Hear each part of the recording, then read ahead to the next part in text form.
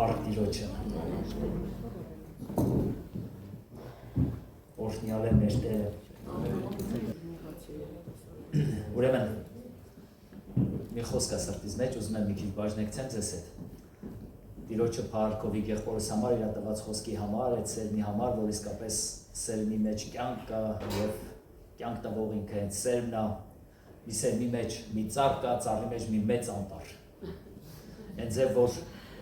այն ինչ որ Աստված ստեղծել է, դա կյանքի համար է ստեղծել։ Ու Տիրոջ խոսքը Հովհաննեսը այսպես է գրում իր խոսքերի մեջ, ասում է, եւ բանը մարմին եղավ, այսինքն այդ սերմը, ու մեր մեջ բնակվեց։ Այսինքն կարաս խոսքը լսես, բայց խոսքը մոտ չմարմնավորվի, իմ մոտ չմարմնավորվի, բայց երբ որ խոսքը մարմնավորվում է, դա մեզ համար կյանք է դառնում։ Ուզես չուզես, դու իմ կյանքից մեջ այդ պտուղը կտեսնես, որովհետև այդ խոսքը իմ վրա ազդեցություն ունեցավ։ Մի հետաքրքիր խոսք է, ասում է, մի հոգի Աստվածաշունչը ուսումնասիրեց, 100 հոգի ապաշխարեց այդ մի հոգու միջոցով։ Այսինքն բավական է, որ ես խոսքը կյանք դարձնեմ, այդ խոսքի հիման վրա 100 հոգի ապաշխարի։ Թող Տերը հենց այդպես ամեն մեկից օգտագործի որպես սեր։ Նաև ավելին ասեմ, որ Աստված մեզ այս աշխարհի համար սերմ արել։ Ոչ միայն Տիրոջ խոսքն է մեր մեջ սեր, այլ մենք այս աշխարհի համար սերն ենք։ Երբ որ գնանք երկինք, այն ժամանակ նրանք ովքեր որպես սերմ օգտագործվել են Տիրոջ համար եւ Տերը օգտագործել է այդ մարդկանց, ես համոզված եմ, երբ որ գնանք երկինք, այնտեղ երկնքում կտեսնենք մարդկանց, որոնք մեր միջոցով ապաշխարել են։ Ու մենք այդ մարդկանց համար դարձել ենք որպես մի կյանք։ Ես ուզում եմ մեկ ուրիշ տեսանկյունից գամ, մենք ելով ենք Տիրոջ համար եւ քանի որ այսօր մենք նաեւ հաղորդություն ունենք, պետք է հաղորդության ուղղությամբ խոսամ, կհիշեք առաջի Կորինթացիներից թուղթը, երբ որ ուսումնասիրում ենք հաղորդության մասին երկու բառ ասեցի, ասին դրա մասին մի անգամ կխոսենք հաղորդության ժամանակ։ Դրա համար այսօր հաղորդության ուղղությամբ եմ խոսելու։ Երբ որ նայում ենք Սուրբ Գրքին, եկեք Մատթեոս ավետարանից գանք, հետաքրքիր մի պահ կա, ասում է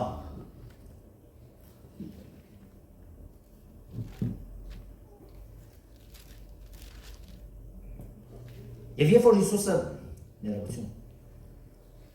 Եվ բաղարջակերած 17-րդ խոսք 26-րդ գլուխ 17-րդ խոսք Եվ բաղարջակերած առաջին օրը աշակերտները Հիսուսի մոտ եկան եւ ասեցին նրան որտեղ ես կամենում որ քեզ համար զատիկը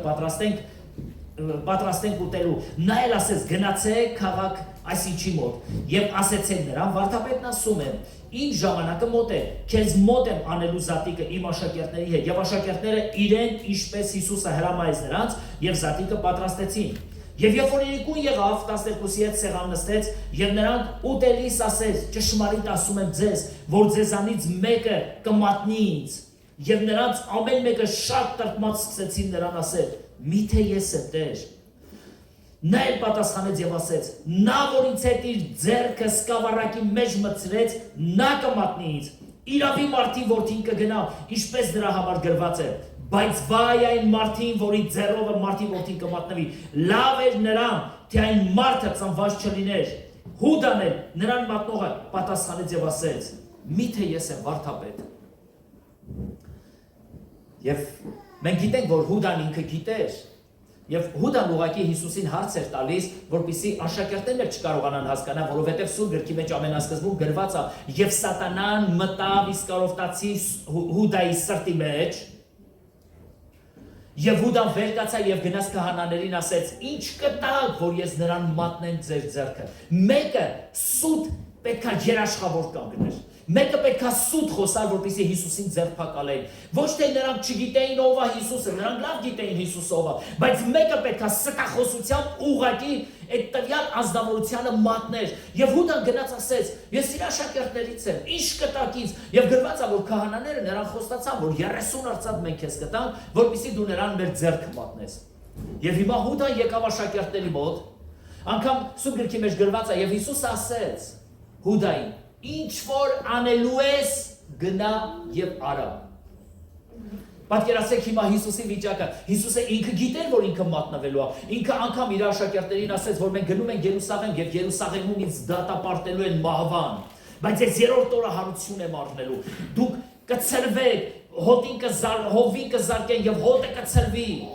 Այս ամենը Հիսուսը գիտեր եւ այս ամենը սովորացնում էր աշակերտներին, բայց աշակերտները չէին կարողանում հասկանալ ինչի մասին է խոսքը։ Եվ Հուդային ասեց. ինչ որ անելու ես արագ արա։ Պատկասեք ինչքան էր Հիսուսի սիրտը ճմլված։ Երբ որ նայենք Սուրբ գրքին այդ բացատրություններին կտեսնենք, որ իսկապես այնքան ճմլված էր Հիսուսի սիրտը։ Ինքը ուներ ընդամենը 12 աշակերտ եւ այս 12 աշակերտներին սովորացնում էր, դաստիարակում էր 3 տարի, 6 ամիս այս աշակերտների հետ քայլեց։ Ամեն ճանապարհներ անցավ, նեղություններ, դժվարություններ, օրդություններ։ Հիմա եկել է պահը եւ հանկարծ Հուդան որոշում է կայացրել, որ Հիսուսին պետք է մատնին։ Եվ վերակենում ու գնում մատնում եւ քահանաները խոստացան, ասեցին 30 արծաթ կտանք, քանի որ դու իրան կմատնես մեզ, այսինքն պետք է մոտենար, որպես մի երաշխավոր կանգներ։ Գիտեք, պատճառը ինչու՞մ էր, երբ որ սկիզբը ուսումնասիրում ենք, Ղուկաս ավետարանի մեջ գրված է, եւ երբ որ Սիմոնի տանը նստած էին, մի կին մտավ Մարիամ անունով եւ նարդոսի ազնիվ յուղ ուներ, յուղը ջարդեց եւ Հիսուսին օծեց եւ գրված է, որ աշակերտներն ասում էին լավ կլիներ, որ այդ յուղը վաճառվեր, այսքան դահեկանի եւ գանձանակը դրվեր եւ գրված է եւ Հուդան էր դա ասում։ Ինչու համար եղավ այդ վնասը։ Ավելի լավ կլիներ, որ դա դրվեր գանձանակը եւ շարունակության մեջ գրված է եւ Հուդան այդ ամենն ասում էր, որովհետեւ ինքը գողա գանձանակից գումար էր վերցնում։ Եվ այս ամենից հետո գրված է եւ Հուդան վեր կացավ եւ գնաց քահանաների մոտ եւ քահանաներին ասեց. ինձ ինչ կտակ, որ նրան ձեր ձեռքը մատնեմ։ Իրա դուրը չեկավ այդ ամենը։ Հարմար չէր, որ այդ յուղը իրան հոգևոր առաջնորդը դրանով օծվեր եւ բայց Հիսուս ասեց. լսեք, այն ինչ որ արեց այս կինը բոլոր դարերի մեջ պետք է քարոզվի, որովհետեւ այս կինը հավատքի քայլ արեց։ Այդ օրերի մեջ թագավորներին էին յուղով օծում,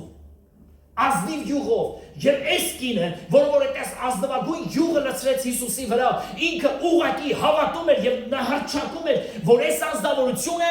ինքը թագավոր է։ Բայց Հուդան չէր հասկանում, այդ ինչի մասին է խոսքը։ Հուդան մի բան էր հասկանում, ափսոսել այդ յուղը։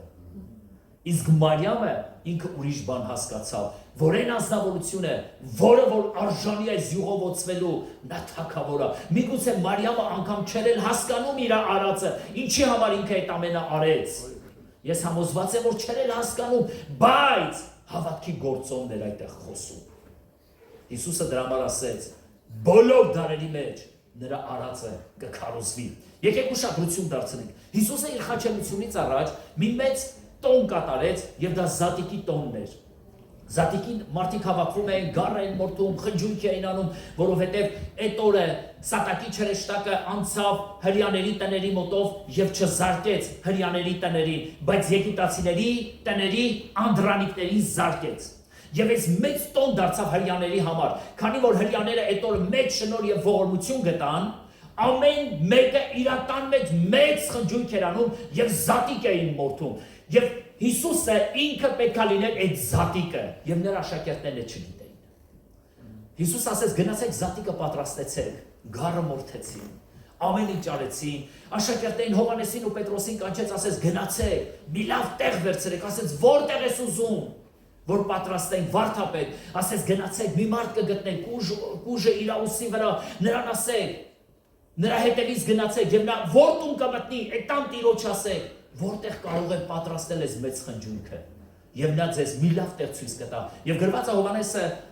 եւ Պետրոսը եկան այդ տունը եւ այդ տան տիրոջ ասեցին, վարդապետն ասում է, որտեղ կարող ենք պատրաստել մեր զատիկը։ Եվ ասում է մի լավ գեղեցիկ վերնատուն ցույց տվեց եւ այնտեղ այդ զատիկը պատրաստեցին։ Եվ երբ որ բոլորը հավաքված էին, տեսեք ինչ հետաքրքիր, կարելի ասել ամեն ինչ իր հունով ընթանում է, ամեն ինչ, ոչ մի խնդրեմ, խնդիր, դժվարություններ, ոչ մի բան չկա։ Հավաքվել է որպեսզի այդ օրը լավ քեֆ անեն։ Դա նույնն էր ոնց որ երեկվա մեր առավոտյան հավաքույթը, որ հավաքվեցին որպեսզի խնջույք անենք, խաշ ուտենք, հաղորդակցվենք իրար հետ, Տիրոջը փառք տանք, եւ այդպես նրանք էլ էին հավաքվել։ Եվ հանկարծ Հիսուսը զարմանալի մի բան արեց, վերցրեց բաժակը, որ չէին էլ պատկերացնում աշակերտները, թե ինչ է կատարվում այդտեղ։ Վերցրեց այս բաժակը օրտեց եւ ասեց. Սա նոր ուխտ է իմ արյունով, որ պիտի թափվի մեղքերի թողության համար։ Խմեք, քանի անգամ որ կխմեք իմ մահը, պատմեք։ Աշակերտները վերցրեցին, խմեցին այդ գինին, էլի չհասկացան։ Հետո հացը վերցրեց, օրտեց, ասեց սա է իմ մարմինը, որ ձեզ համար պիտի կոտրվի։ Արեք ու ջերեք։ Վերցրեցին, հետո կերան, էլի չհասկացան։ Ասեց ձեզանից մեկը ինձ պիտի մատնի։ Գրված է, որ ամեն մեկը մյուսին ասում է, միթե ես եմ, որոշներ ասում են, Տեր, միթե ես եմ, բոլորը կասկածում են, ով է իրանցից լինելու այդ մատնողը։ Միթե ես եմ, նա, ով որ իր ձեռքը իմ հետ կմցնեց սկավառակի մեջ։ Եվ գրված է, Հուդա վեր կացավ եւ գնաց իր գործը կատարելու այդ ամենից հետո։ Նայում ենք հիմա Սուրբ գրքի։ Ծննդոց 14-րդ գլխի մեջ 17-րդ խոսքի մեջ, ասում է, եւ երբ որ մեր հայր Աբրահամը հաղթանակած դուրս եկավ եւ ազատեց Ղովտին իր ընտանիքին եւ նաեւ Սոդոմ Գոմորի թագավորին, ասում է, երբ որ գալիս էր, եկավ մի ազնվորություն հանդիպեց Աբրահամին եւ նրա անունը Մելքիսեդեկ էր։ Մելքիսեդեկ բառը թարգմանաբար եբրայերեն նշանակում է արդարության արքա։ Պողոս Սարաքյալը գրում է իր խոսքերի մեջ 6-րդ գլխի մեջ, ասում է, եւ այդ Մելքիսեդեկը խորհրդապատկերում էր Քրիստոսին, այդ հավիտենական թագավորին։ Եվ ասում է, եւ նրա անունը Մելքիսեդեկ էր, որը թարգմանաբար նշանակում է արդարության արքա։ Ով կարա արդարության արքա լինի, եթե ոչ մեր Տերը։ Եվ ասում է, եւ ինքը Սաղեմի թագավորն էր։ Եվ նաեւ Սաղեմի թագավորին կոչեցին խաղաղության թագավոր։ Բացատրությունը տալիս է որպես խաղաղության թագավոր։ Ոչ ոք չէր կարա խաղաղության թագավոր լիներ, եթե ոչ Հիսուս Քրիստոսը։ Տեսեք, այս Մելքիսեդեկը, որը որ համեմատական է անցկացվում Քրիստոսի հետ 5 կտակարանի մեջ, այս Մելքիսեդեկը ինքը խորհրդապատկերում ամբողջությամբ Քրիստոսին, ասում է ոչ հայր ուներ, ոչ մայր ուներ, ոչ օրերի սկիզբ կար իր համար, այս ինչ որ բաներ ասում է եւ ոչ էլ ազգահամար ուներ, եւ սա խորհրդապատկերում էր Քրիստոսին։ Եվ Պողոս Սարաքյանը այս հետաքրքիր խորհրդապատկերը 5 կտակարանից հանում է բերում դնում նոր կտակարանի մեջ։ Եվ ասում է, սա ինքը հենց Քրիստոսն էր, եբրայեցիներից թղթի հեղինակը հաստատում է դրա մասին։ Սա ինքը հենց Հիսուս Քրիստոսն էր։ Եվ ասում է, երբ որ Աբրահամին հանդիպեց, հաց եւ գինի բերեց եւ հաց ու գինի տվեց։ Նկատում ենք նույն հաղորդությունը կատարվեց 5 կտակարանի մեջ։ Աբրահամի օրերի մեջ, եւ Մելքիսեդեկը Աբրահամին հաղորդություն տվեց։ Գալիս ենք նոր կտակարան, եւ նոր կտակարանի մեջ մեկ ուրիշ բան ենք նայում։ Քրիստոսը, երբ որ աշակերտներին հավաքեց, հաց ու գինի բերեց եւ նրանց հաղորդություն տվեց։ Որովհետեւ 5 կտակարանի այս Մելքիսեդեկը ամբողջությամբ խորհրդապատկերում է նոր կտակարանի Մելքիսեդեկին։ Եվ գրված է, որ Մելքիսեդեկը օրհնեց Աբրահամին եւ ասեց օրհնյալ լինի երկնքի Աստվածանից Աբրահամը։ Եվ նոր կտակարանի Մելքիսեդեկը, այսինքն քահանապետը խաղաղության արքան, արդարության արքան, այս նույն ազնվորությունը, որը խորհրդապատկերն էր Քրիստոսի, ինքը օրհնեց իր աշակերտներին։ Եվ գրված է, որ սկսեցին օրհնել Գեր Տիրոջը։ Օրհներգեցին, Քրիստոսը ինքն էլ, որոշ քրիստոնյաներ մտածում են, արդյոք երգելը լավ բան է, թե չէ, ինչ անպայման է եկեղեցում երգել։ Լսեք, եթե մեր Տերը առաքյալների հետ սկսեց օրհներգել, մենք էլ պետք է օրհներգենք։ Ինչի համար ամենասկզբում, միշտ ծառայության սկզբում փառաբանություն, երկրպագություն ա լինում։ Մենք օրհներգում ենք նրա անունը։ Մենք մեծարում ենք նրան, մենք փառավորում ենք, դուք ասես իմ ձայնը լավը չի, ձայնը էական չի,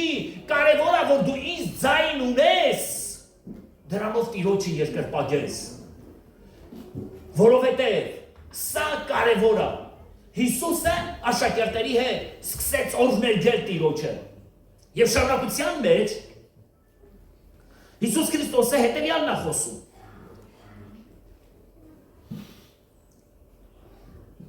Եվ Հուդան ասում է, Տեր միթե ես եմ, եւ Հիսուսը պատասխանում է, դու ասեցիր։ Եվ նրանք դերուտում էին, Հիսուսը հացը առավ, օրտելով կտրեց եւ աշակերտերին տվավ եւ ասեց. «Առեք կերեք այս է իմ մարմինը»։ Եվ բաժակը առավ գոհացավ նրանից, տվավ եւ ասեց. խմեք դրանից ամենքդ, որովհետեւ այդ է իմ արյունը, նոր ուխտի, որ թափվում է շատերի համար, ի թողություն մեղած։ Միայն ասում եմ ձեզ, թե այսուհետև որդի այս բերքիցը չեմ խմի, մինչև այն օրը, որ դրան ձեզ հետ նոր կխմեմ իմ հոր արքայության մեջ։ Սա խոսում է Մատթեոս Ավետարան 25-26 գլխի մեջ։ Եվ դրանից հետո Հիսուս ասեց, որ եկեք օրհներգելուց հետո գնանք Ձիթենյաց լեռը։ Եվ աշակերտներին տարավ Ձիթենյաց լեռը եւ սկսեց այնտեղ աղոթել։ Սկսեց Տիրոջը առանձնանալ ու Տիրոջ հետ խոսել։ Եվ աշակերտներին ասեց. աղոթեք, որպեսզի փորձության մեջ չընկնեք։ Աղոթեք, որպեսզի փորձության մեջ չընկնեք։ Շատ կարևոր է, շատ անգամներ եմ ասել, նորից եմ ասում։ Շատ կարևոր է, երբ որ քո սրտի մեջ անհանգստություն ես զգում, սկսի աղոթել։ Հիսուսն ասում է աղոթեք, որ փորձության մեջ չընկնեք։ Այսինքն ուզես չուզես այդ փորձությունը գալու է։ Բայց երբ որ մենք աղոթում ենք, կարողանում ենք այդ իրավիճակը հաղթանակով դուրս գալ։ Աղոթեք, որ փորձության մեջ չընկնեք։ Ինչպես որ ասում է, Սատանան ցանկացավ ձեզ խարբալել, ասում է ես աղոթք արեցի, Տերն ասում, որ հանկարծ ձեզ վնաս չլինի։ Եվ ինձանից չգայթակղվեք։ Եվ Սուրբ Գիրքը ասում է, որ Պետրոսը ասեց. եթե այս բոլորն էլ գայթակղվեն ու քեզ ուրանան, եսը։ Մարդը միշտ ինչքան վստահ է իր էգոյի վրա։ Ես երբեք մինչև քեզ հետ մեռնելու էլ կգամ, խաչվելու էլ, ուր էլ որ քեզ տանեմ, բանտարկվելու էլ գնաս ես քո հետ գալու եմ։ Ասես լսի Պետրոս, հավը երկու անգամ չի հասցնի կանչի, դու ինձ 3 անգամ կուրանաս։ Եվ գրված է, որ բոլոր աշակերտներն են այդպես ասում, բայց Պետրոսը այնքան ինքնավստահ էր, որ ինքը պատրաստ է Տիրոջ համար իր կյանքը դնել։ Հավը 2 անգամ չի կանչի, դու 3 անգամ իսկ կուրանաս։ Այդ օրը Հիսուսի համար տառապանքի ժամանակ էր։ Իսկապես Հիսուսը շատ դժվար ժամանակ էր ապրում այդ օրը։ Ինքը տեսնում էր իր մահը։ Ինքը գիտեր, ինքը ասեց, որ գնում ենք Երուսաղեմ եւ ինձ այնտեղ մահվան են դատապարտելու։ Ինքը գիտեր, որ իրան տալու են հեթանոսների ձեռքը, խայտարակ են անելու եւ գրված է, որ ինքը ասեց ինձ կխայտարակեն, այսինքն իսկ կմերկացնեն։ Իսկ կմերկացնեն, կխայտարակեն եւ իսկ կտան հեթանոսների ձեռքը եւ իսկ կսպանեն, բայց ես երրորդ օրը հարություն եմ առնելու։ Եվ այս ամենը ինքը սովորացնում է այդ տան մեջ, բայց նրա աշակերտները չեն հասկանում։ Հետո օրհներգեց, փառաբանեց, հետո բերեց աղոթքի եւ Գեթսեմանի պարտեզի մեջ սկսեց աղոթք բարձրացնել։ Իր հետ վերցրեց Հովհաննեսին, Հակոբոսին, Պետրոսին, գնացին առանձին աղոթք անելու եւ գրված է, որ վեր կացավ տեսավ քնել են։ Ասա 1 ժամ էլ ինձ հետ չկարողացաք աղոթեք։ Աղոթք արեք, որ փորձության մեջ չընկնեք։ Շատ կարևոր է Քրիստոսի հետ այդ նեղության ճանապարհը անցնելով հանդերձ մենք միշտ աղոթենք։ Երբ որ դու դժվարության մեջ ես, Տերը միշտ քեզ հետ է, ինքը քեզ չի թողել, բայց կարևոր է որ դու քո ընթացքը աղոթով անցկացնես։ Ուրեմն նայում ենք Ղուկաս ավետարանի մեջ։ Նույն բաները հանդիպում ենք Ղուկաս ավետարանի մեջ։ Ասում է, եւ երբ որ ժամը եղավ, նա սեղան նստեց իր 12 առաքյալների հետ, 12 առաքյալների հետ եւ նրանց ասեց. ցանկանալով ցանկացա այս զատիկը ձեզ հետ ուտել։ Ինչ չարչարվելուց են առաջ, որովհետև ասում եմ ձեզ, թե սրանից էլ երբեք ես չեմ ուտելու։ Էլի աշակերտները չէին հասկանում։ Գիտեք, աշակերտները թմրած են, իրանք չէին հասկանում այն ինչ որ կատարվում էր, այն ինչ որ ասում են, իրանք համար դա սովորական խոսքեր էր։ Մտածում են, որ երևի Հիսուսը վարդապետական ինչ որ մեկնություններ է տալիս, բայց իրականության մեջ լուրջ դժվարության ճանապարհ էր Քրիստոսը ասում, եւ աշակերտները ոչ մեկը չէին էլ հասկանում, որ Հիսուսի կողքին կանգնեն։ Ասում էր, հովի պետքա զարկեն, հոտը պետքա ցրվի։ Ամեն ինչ որ անհրաժեշտ էր, Հիսուսը իր աշակերտներին սովորեցնում էր։ Բայց այդտեղ ինքը ամենակարևոր շեշտադրումը Հիսուսը որ արեց, ինքը արեց իր մարմնի եւ իր արյան հաղորդության վրա։ Ինչու՞։ Եվ նորից 19-րդ խոսքի մեջ Ղուկասի 22:19-ի մեջ նորից ինքը ասում է. եւ հացը առավ, գոհացավ, կտրեց եւ նրանց տվավ եւ ասեց. Այս է իմ մարմինը, որ ձեզ համար տրվում է, այս արեք իմ հիշատակի համար։ Այնպես էլ ընթրիքը ուտելուց հետո բաժակը առավ եւ ասեց. այս բաժակը նոր ուխտն է իմ արյունով է, որ ձեզ համար թափվում է։ Եվ նորից Հիսուս Քրիստոսը Ղուկաս ավետարանի մեջ նորից շեշտը դնում է հաղորդության վրա։ Նույն բանը մենք նկատում ենք Մարկոսի մեջ, նույնը նկատում ենք Հովհաննեսի մեջ։ Եվ Պողոս առաքյալը այս ամենը ամբողջությամբ հավաքած խոսում է առաջին Կորինթացիս 11-րդ գլխի մեջ։ Եվ հետևյալ բանն է սովորացնում հաղորդության ուղղությամբ։ Նախ ամենաառաջին բանը, որ ես ուզում եմ հաղորդության մասին խոսելով ձեզ հետ կիսվեմ, դա մեկացումն է։ Հաղորդությունը մեզ մեկացնում է մեկ անձի շուրջ։ Հիշում եք Հիսուսը մի աղոթք արեց, դա Հովհաննես 15-րդ գլխի մեջ է, եւ նույն բանը մի քանի անգամ կրկնում է, ասում է Տեր, ինչպես որ մենք մեկ ենք, թող սրանք էլ մեկ լինեն։ Եվ մի քանի անգամ ինք ասում է մեկ լինեն, մեկացում։ Եկեղեցու ուժը եւ հաղթանակը դա մեկացումն է։ Ես մի շաբաթ առաջ դրա մասին նորից խոսել եմ, 2 շաբաթ առաջ։ Մեկացումն է։ Եթե չկա մեկացում, եկեղեցու մեջ կա դժվարություն։ Բայց հաղորդությունը մի կարևոր ու արժեքավոր բան է, որ մեզ մեկացնում է իրար։ Եվ Հիսուսը հետևյալ բանն ասում, եւ նաեւ դրա մասին խոսում է Պողոս առաքյալը Կորինթացիների մեջ։ Ասում է, չէ՞ որ մենք նույն բաժակից ենք խմում։ Չէ՞ որ մենք նույն հացից ենք վայելում։ Եվ ամենքս ասում է, նույն մարմնից են Քրիստոսի։ Այսինքն ամբողջությամբ եկեղեցին բերում է եւ այդ հաղորդությունով մեզ մեկացնում է միմյանց։ Մեր մեջ նույն Քրիստոսի արյունն է հոսում։ Նայա որ մաքրում է մեզ, նայա որ ներում է մեզ, եւ այդ արյունով ենք, որ մենք արժանի ենք նրա առջև կանգնելու։ Առանց նրա արյան որևէ մեկս իրավունքներ եւ արժանիքներ չեն կարող ձեռք բերեն։ Բայց երբ որ Հիսուս Քրիստոսի արյունը կա մեզ վրա, մեզ արժանի անում, որ մենք կարողանանք իրան երկրպագենք։ Քու կողքին նստած է մի ազնվություն, որին որ ժամանակներ առաջ չես ճանաչել, բայց երբ որ դու եկար եկեղեցի, ծանոթացար, հաղորդակցվի, հասկացար, որ ինքը քեզ համար ինչքան հարազատ է, որովհետև մենք նույն արյուն ունենք, մենք նույն մարմնից ենք, նույն մարմնից։ Հիսուս Քրիստոսը, երբ որ հաղորդություն էր տալիս, աշակերտներին ուզում էր մեկացնել, նույնացնել, եւ գրված է, որ այդ դժվար իրավիճակի մեջ, այդ ծանր պահին, երբ որ Հիսուս ասում էր, որ ես մատնվելու եմ, եւ ինձ պետք է մահվան դատապարտեն, գրված է, որ աշակերտների մեջ վեճը սկսվեց, եւ գիտեք վեճը ինչի մասին էր։ Ով է մեր մեջ առաջինը լինելու, որ եթե Հիսուսին հանկարծ մի բան եղավ։ Դու հավաքել ես քո որդիներին ու ասում ես լսեք, ես գնում եմ այս կյանքից։ Հա գնում ես գնա հասկացան, բայց այս տունը վերջը ո՞ւն է մնալու։ Գիտես, նրանց մտածելակերպը չեն մտածում, որ ինչ է ապրում Հիսուս այդ ժամանակ։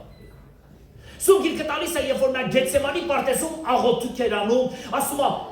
արյունը քրտինքի պես կաթում էր գետնին։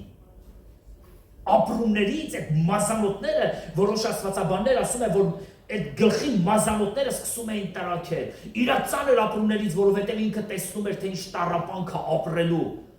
Եվ դու եթե մտածում ես, որ Հիսուսի համար դա սովորական տառապանք է, ես ասեմ դա սովորական չէ, ինքը անգամ հորը խնդրում էր, ասում էր, եթե հնարավոր է, թող այդ բաժակիցը չխմեմ։ Դա շատ ծանր էր, ինքը ընդամենը 33 տարեկան էր։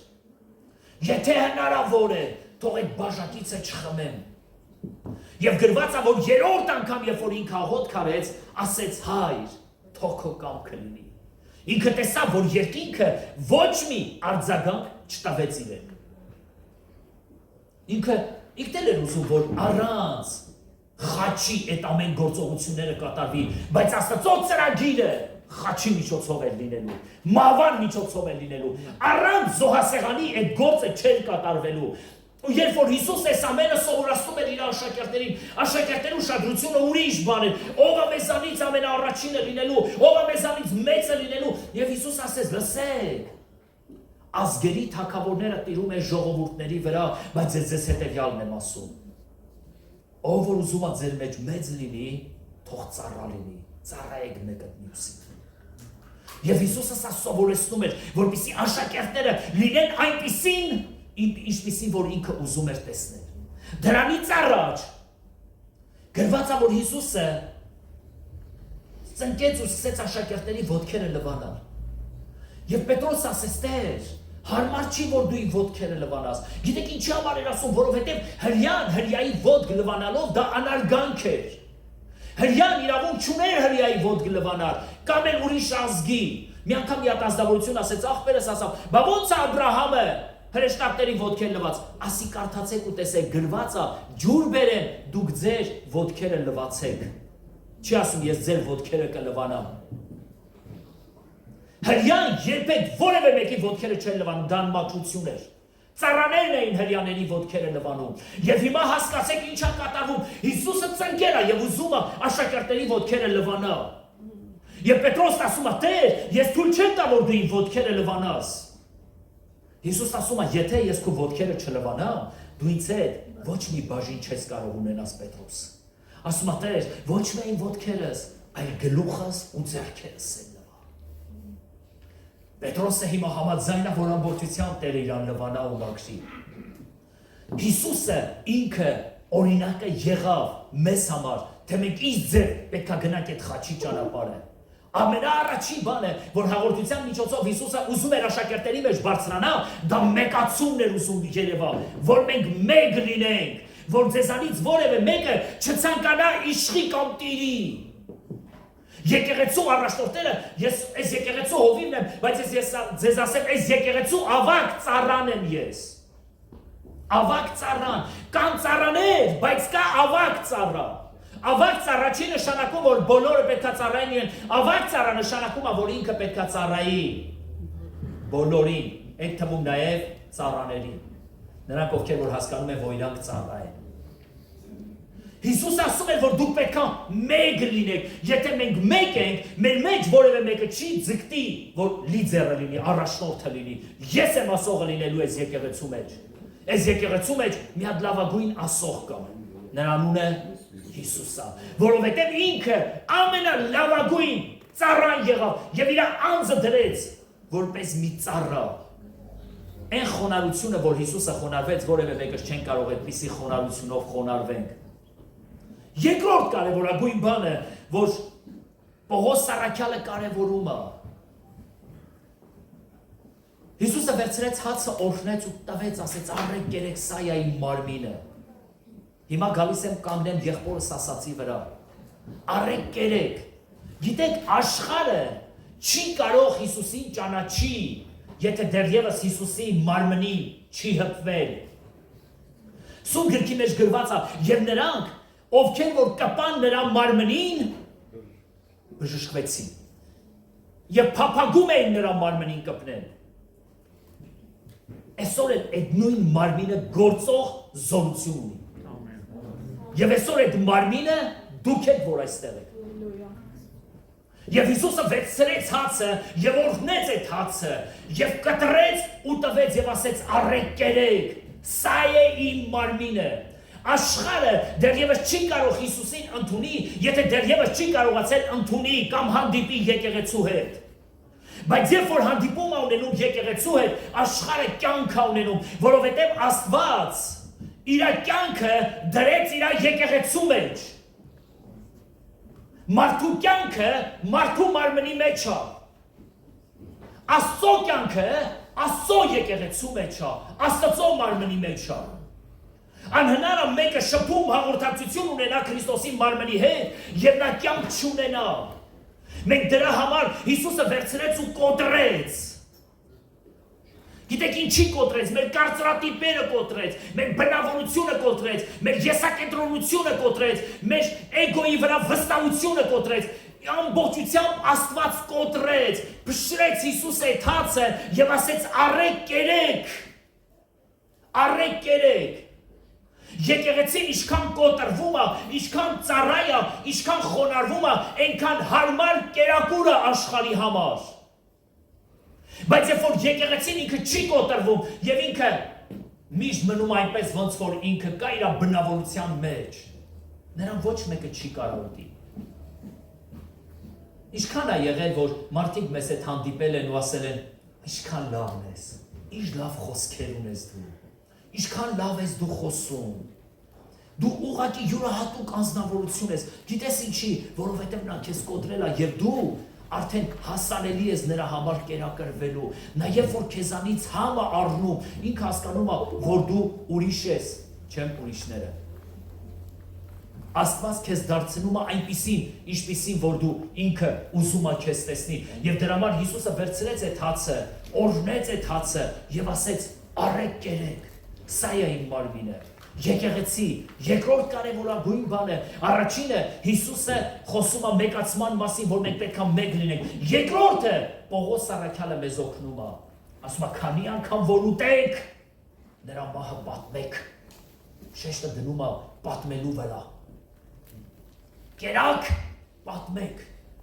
որովհետև եկեղեցին բաց նամակ է, ինչպես Պողոս առաքյալն է գրում դրա մասին։ Առաքյալն ասում է, որ մենք բաց նամակ ենք, Քրիստոսի բաց նամակն ենք, այսինքն աշխարհը մեր վրա կարդում է այդ մեր ամենակարող Աստծո կյանքը։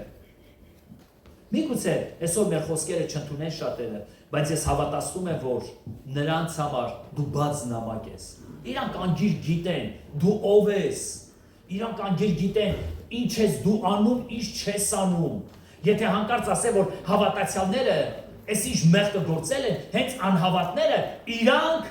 մեզ համար կդառնան որպես մի պաշտպան եւ կասեն սուտ է հավատացյալներն այդ մեղքը չեն գործի, անհավատները կգործեն,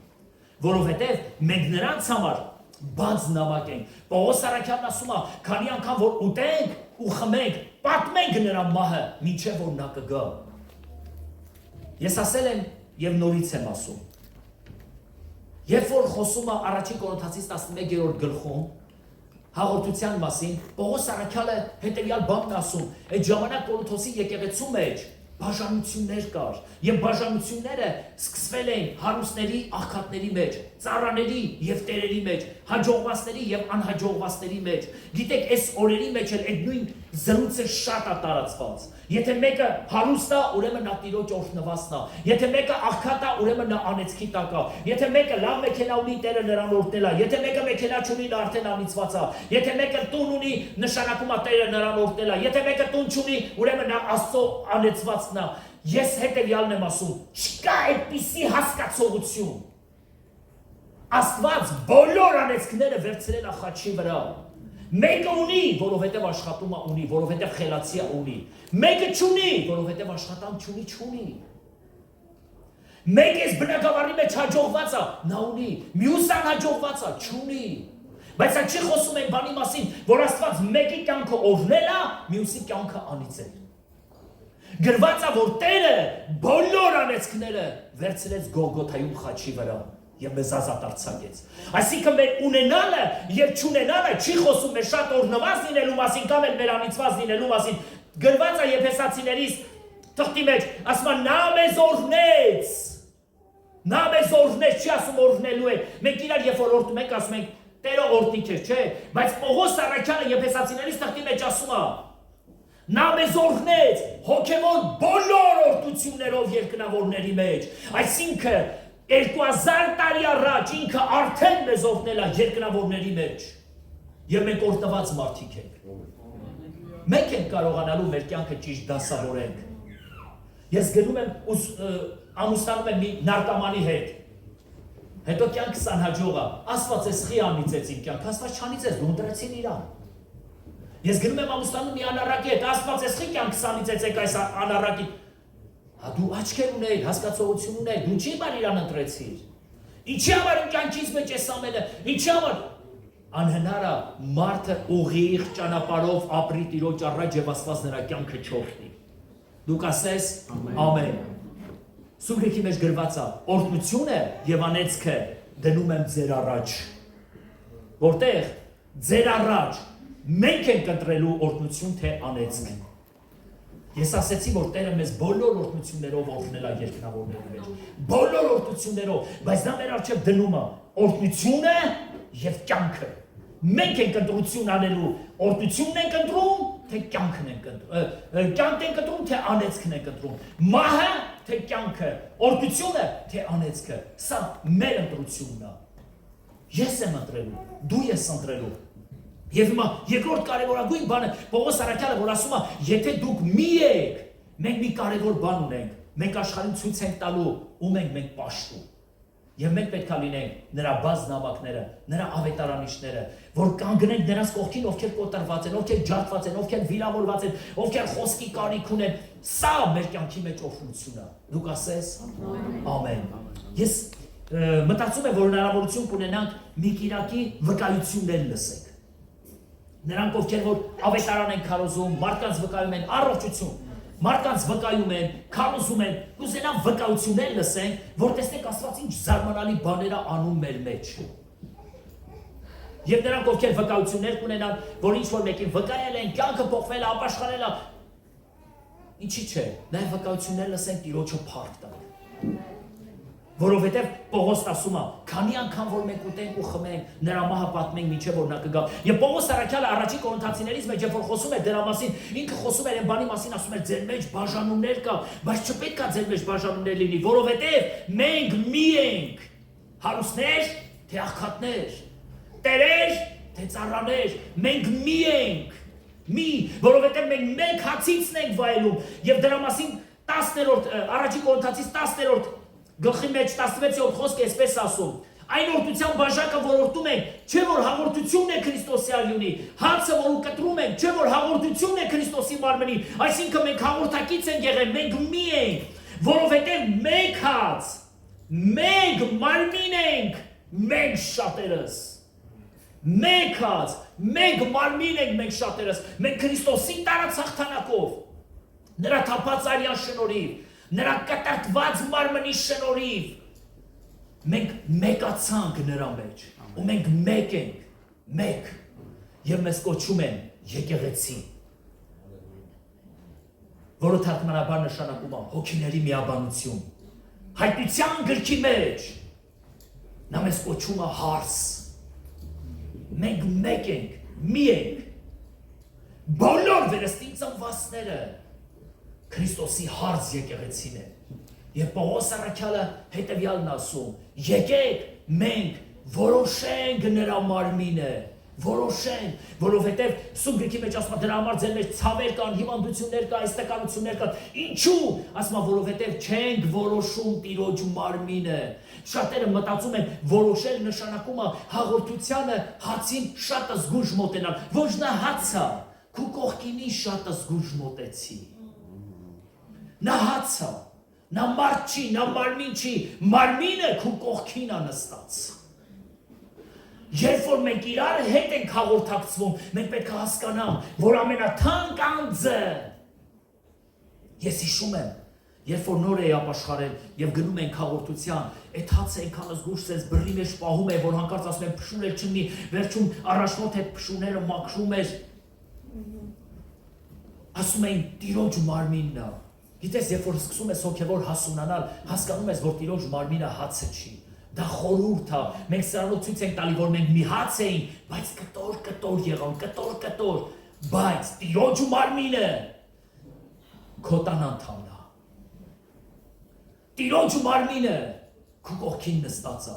Տիրոջ մարմինը քո եկեղեցու անդամն է։ Ու երբ որ մենք իրան հաշիվ չենք տալիս, արհամարում ենք, Տերն ասում է դրա համար, ձեր մեջ հիվանդություններ ու ցավագարներ կան, եւ շատերն ժամանակից շուտ ննջում են, որովհետեւ իրար ատում ենք։ Եվ շարունակության մեջ ասում է, լսեք ինչ եմ ես ձեզ ասում։ Նրա համար ձեր միջումը շատ հիվանդներ ու ցավագարներ կան, եւ շատերն են ննջած են, որովհետեւ եթե մեր անձերը դատեինք, չէինք դատապարտվի։ Եթե մեր անձերը դատեինք, չէինք դատապարտվի։ Մենք պետք է կարողանանք մեկս մյուսից մեզանից բարձր դասենք։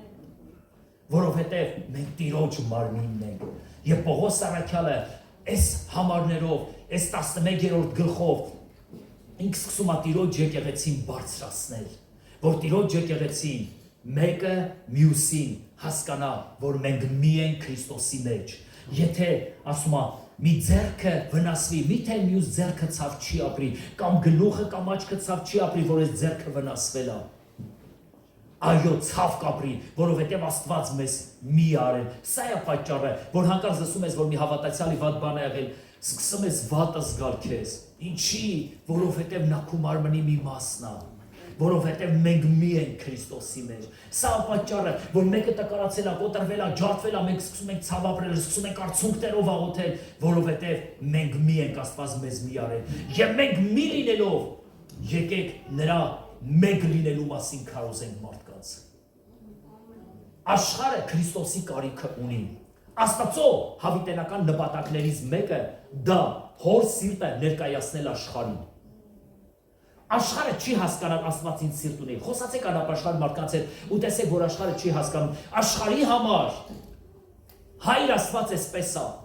գահի վրա նստած, գավազանը ձեռքին, մանագալու ով է մեղ գործել, որ գլխին հարվածի։ Բայց նրանք, Հիսուս ասում է, ոչ մեկը նրան չի տեսել, բացի նա, որ նրա ծոցից է դուրս եկել։ Եթե ես ու դու նրա ծոցից ենք դուրս եկել այսօր, մենք կարող ներկայացնենք ով է մեր հայրը, որ մեր հայրը գավազանը ձեռքին ման չի գալի մեղավորներ սպանելու, մեր հայրը ընդհակառակը սիրո ցուպը ձեռքին ման է գալի, որ քեզ գրկի, քեզ բարձրացնի, բայց այդ գավազանը նա օգտագործում ամբարիշների վրա, օգտագործում է սատանայի զորությունների վրա, բայց մեզ վրա օգտագործում է իր ցուպը, որ բարձրացնի մեզ փոսից հանի, անկած վիճակից հանի, որովհետև նա մեր հայրն է։ Աշխարհը ունի Աստծո ճանաչողության կարիքը եւ եկեղեցին պետք է աշխարհին ծանոթացնի, ով է այն հայրը, որին մենք երկրպագում ենք։ Աշխարհը ունի ճանաչելու Քրիստոսի խաչը։ Եկեղեցին եթե չներկայացնի Քրիստոսի խաչը, աշխարհը չի կարող Քրիստոսի խաչը ճանաչի։ Մենք Աստծո բաց նամակներն ենք։ Մենք այդ սերն ենք, որ Աստված ուզում է մեզ վերցնի եւ ցանի այս աշխարհի մեջ։ Մենք ապրում ենք այս օտար երկրում, բայց մենք ապրելու ենք այնպես, ոնց որ Աստված պահանջում է, որովհետեւ մենք կարճ ժամանակ ենք այս երկրում ապրելու։ Դուք ասես քանի տարի, մինչև այս երկրից գնանք, այդքան։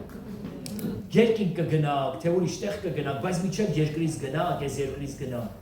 Մենք շատ կարճ ենք ապրելու, բայց ինչքան որ ապրելու եմ, ես ուզում եմ Աստծո բաց նամակը լինել, որ Աստված երբ որ ինձ տեսնի, Քրիստոսին տեսնի, երբ որ Աստված քեզ տեսնի, Հայր Աստծուն տեսնի, թույլ տվեք, որ մարդիկ մեր մեջ Աստծուն տեսնեն, ում եմ ես պաշտում, ում եմ ես երկրպագում։ Հալելույա։ Եթե այսօր Հիսուսը նույն հաղորդությունը տար մեզ, նույն խոսքերն էր կրկնելու, նույն բառերն էր ասելու, արեք կերեք, սա է իմ մարմինը, որ կոտրվում է, արեք խմեք, սա է իմ արյունը, որ թափվում է, և դրա համար, երբ որ աշխարհը գալիս է եկեղեցի և եկեղեցու հետ հանդիպում է, նա նաև հանդիպում է այն ամենակարող Սուրբ Արյան հետ, որը կյանք տվող արյուն է։ Շնորհակալ ենք քեզ Տեր։ Ինչ մեծ գործ ես արել մեր մեջ Տեր, մաքրելով մեր կյանքը, ներելով մեզ Տեր, քո սերն ու քո ողորմությունդ ինչքան մեծ է մեր կյանքի մեջ։ Խնդրում եմ քեզ Տեր, քո խոսքի համեմատ մեզ մեկ արա Տեր, որ մենք մեկ լինենք, ինչպես որ դուք մեկ եք։ Տեր Հիսուս, դու մարդացար և եկար երկիր և աշխարհին ծանոթացրեցիր հոր հետ։ Մեզ էլ օգնիր, որ մենք էլ կարողանանք աշխարհին ծանոթացնենք քեզ հետ։ Որովհետև դուք ու կյանքը 2000 տարի առաջ դրեցին մեզ համար, որ մենք կյանք ունենանք և էլ ավելին ունենանք։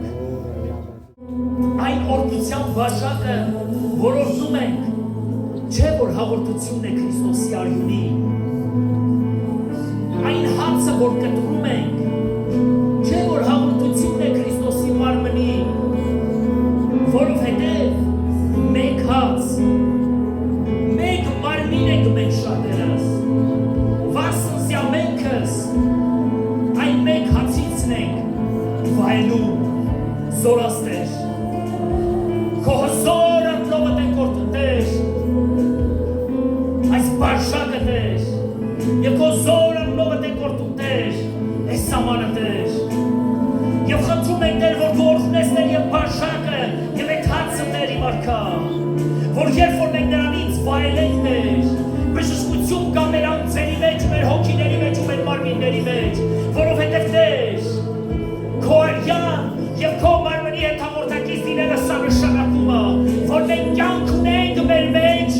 Եվ էլ ավելին ունենք Տեր։ Խնդրում եմ Քեզ ամենակարող Տեր։ Ներիր մեզանից ամեն մեկի Տեր։ Մենք խոստովանում ենք մեր մեղքերը եւ մեր սխալները քո առջև Տեր, ների մեր մեղքերն ու մեր սխալները։ Եվ դու մեզ այսօր արժանի արա Տեր, որ մենք մասնակից լինենք քո սուրբ հաղորդությանը Տեր, քո մարմնի եւ քո արյանը Տեր, եւ խնդրում եմ Քեզ Տեր,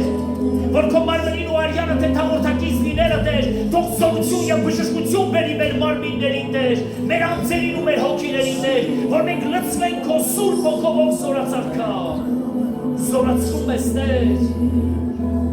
Եվ հաղթական կյանք տուր մեզ ով զորացարկա, որ այս երկրի մեջ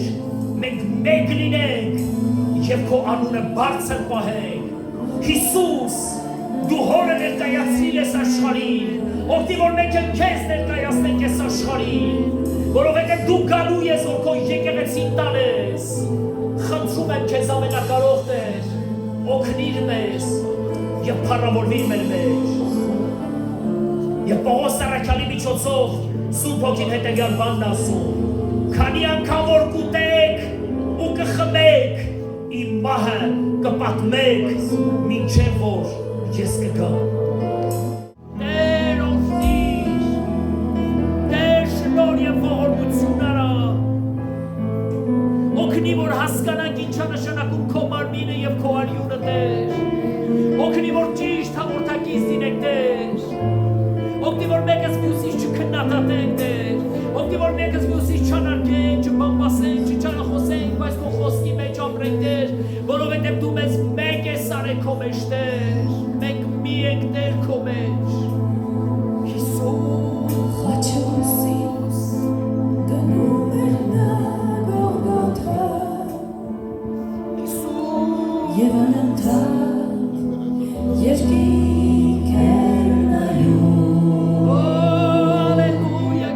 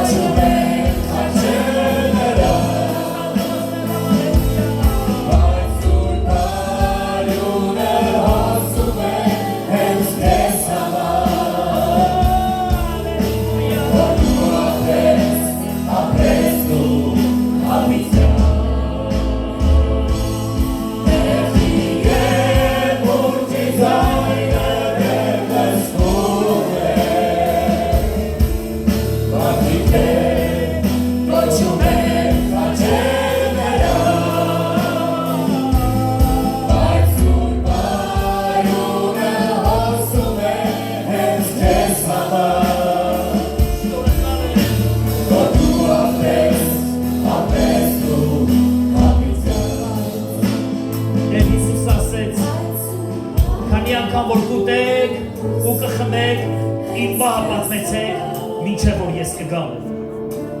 Որ դու ապրես դու հավիտյան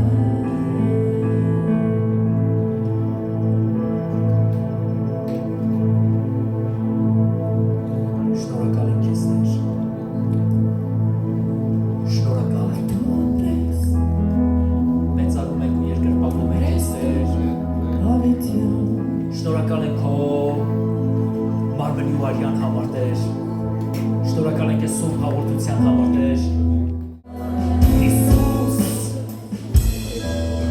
Հիսուս, քո զոր ձեռքերիդ մեջ բերում եմ իմ եղբայրներին, քո զոր ձեռքերիդ մեջ բերում եմ իմ քույրերին, բերում եմ քո զոր ձեռքերիդ մեջ նրանց, ովքեր որ տկարացել են ու ընկել, ովքեր կոտրվել են ու ջարդվել, ովքեր վիրավորված են Տեր։ Խնդրում եմ քո բժշկարար ձեռքդ մեկնիր Տեր եւ քո եկեղեցին մի արատերին, թող մենք լինենք մենք քո մեջ Տեր, թող մենք փառավորենք քո անունը Թավիտյանս հավիտենից իմ Տեր։ Շնորհակալություն եմ ասում քեզ Տեր։ Ամեն։ Հզոր անունով տորտում եմ իմ բոլոր քո եղբայրերին Տեր։ Թող օրհնված լինե Տեր եւ դու օգնի, որ այս քաղաքը նվաճենք քո հզոր անունով։ Պարգևներ դու քո ժողովրդին Տեր։ Թող Սուրբ Հոգու պարգևներով լցվեն եւ թող Աստվածի մեծամեծ նշաններ ու հրաշքներ լինի քո եկեղեցու միջոցով։ Շնորհակալ եմ քեզ Տեր։ Ես սիրում եմ Հիսուսին իմ կյանքին հույս սավառի իմ ճամփի